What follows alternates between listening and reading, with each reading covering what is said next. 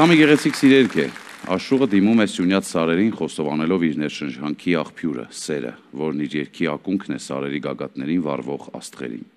Ընդհանրապես աշուղական բանաստեղծական պոետիկայում կան խորհրդանիշեր, որոնցից է այտի խալը որպես մի մանրուք, որը ձեռք է բերում զգացմունքային նշանի իմաստ։